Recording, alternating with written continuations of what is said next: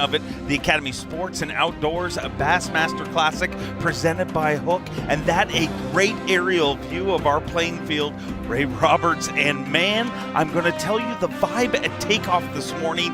I don't remember a takeoff where so many anglers felt so good going into day number one, and with good reason. If you look at our leaderboard, atop the leaderboard, Steve Kennedy, followed by a second-time Classic qualifier, Chris Jones, and Patrick Walters. We're in Texas, so you know he's going to be in the mix. But when you look at that leaderboard for a tournament that so many people thought, this is going to be stingy, this is going to be tough, this lake has showed out in the first few hours right here in beautiful Texas. Only the third time the Bassmaster Classic is coming to Texas, and the first time it comes here to beautiful Fort Worth. But our playing field, Ray Roberts, an incredible fishery, but an inconsistent fishery.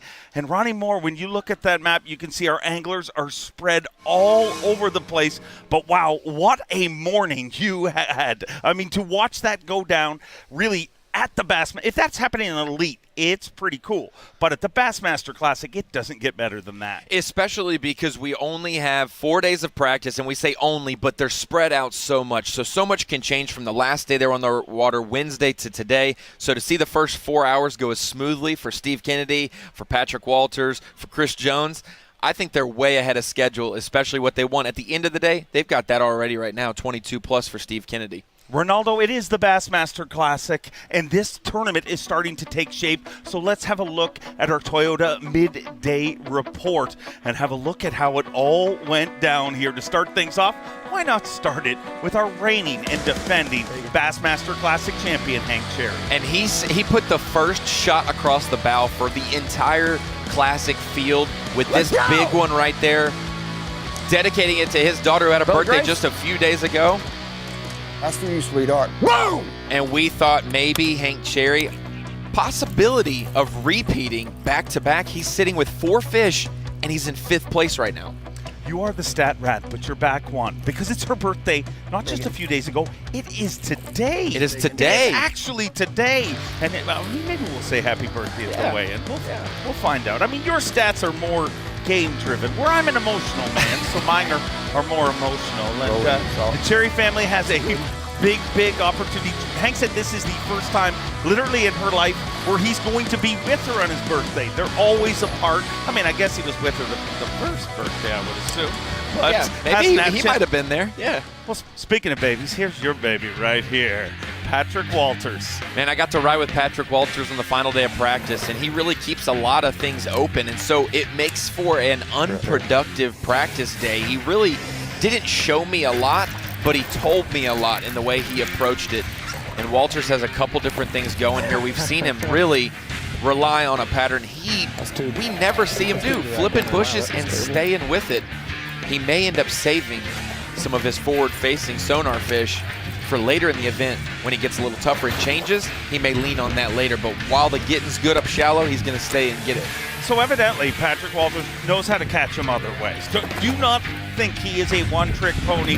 Obviously, hard to say one of the forefathers at his age, but what he's done with forward-facing sonar, incredible. And twice in this state of Texas, both on the same body of water, he's got himself a Bassmaster Century belt, which is unbelievable. To do that twice within 2 years, and to do it not too far from here, Lake Fork. And that is one of the lakes that so many people compared to this body of water. They said it's like Lake Fork, but a little tougher. Now let's roll through one of our Opens qualifiers, but he is not his first time. He's done this twice. He's qualified to be here in the Classic, and twice through the Opens, and many will tell you that is tougher than even qualifying through the Elites. Such a hard field to beat at the Opens level. 200 boats, you have elite pros, you have retired anglers just fishing Opens, you have locals, you have a lot of different anglers, and Chris Jones has proven that he belongs here, and boy, has he shown it early on day one at the Classic.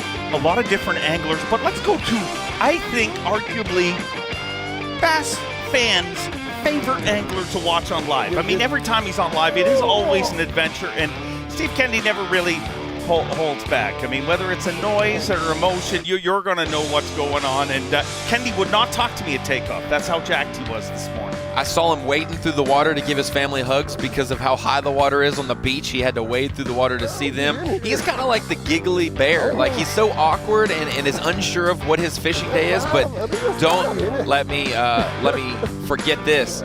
He said on Wednesday, had a great practice day. He may have told his wife that, and his wife may have told my wife, but he did say and acknowledge he was ready for today. It's weird you call him the giggly bear because, I probably shouldn't bring this up, but that's what my wife's pet name for me is, the little giggly bear. And lots to giggle about for Steve Kennedy here on day number 1. A great start. And the question with it is, will it continue throughout the day? Or really with the weight he's got right now, Ronnie, does it have to? Well, and for him, it reminded me of Dardanelle. It reminded me of Conroe, that white swim jig in flooded bushes. He is not a fisherman in this event. He is a hunter, and he is hunting those individual big fish. He says it all the time. That's his favorite way to do it. It's so hard to trust him in an Elite Series competition because he always is going for those big ones only. Sometimes it falls flat, but in the Classic, you want to swing for big ones. Well, I can't believe we actually do this for a living, Ronnie. But speaking of the guys really doing it for a living, that is your leaderboard here at the Academy Sports and Outdoors Bassmaster Classic presented by Hook. Steve Kennedy, is it finally his time?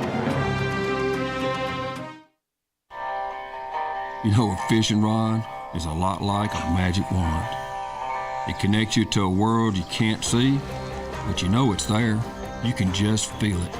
Every time you cast, your hands remember the anticipation, knowing at any moment something spectacular could happen.